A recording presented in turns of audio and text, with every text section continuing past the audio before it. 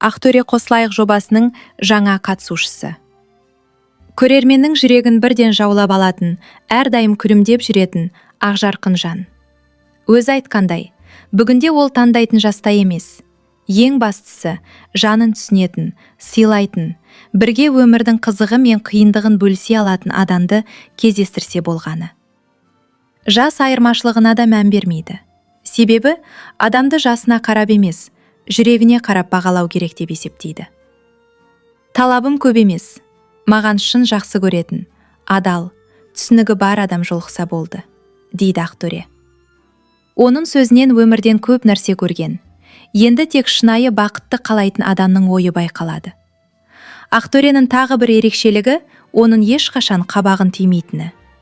Қай кезде де көтеріңкі көңіл күйде жүріп, айналасына жақсы энергия сыйлап жүреді.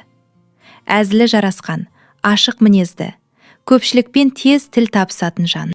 Сондықтан оны көрген әр адам еріксіз күлімсіреп қалады. Осындай ақ көңіл, мейірімді, әрі өмірге құштар азаматтың арманы өз бақытына жолығып, өмірлік серігін табу.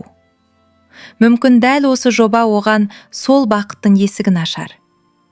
Ақтөреге шынайы сезім мен баянды махаббат тілейміз.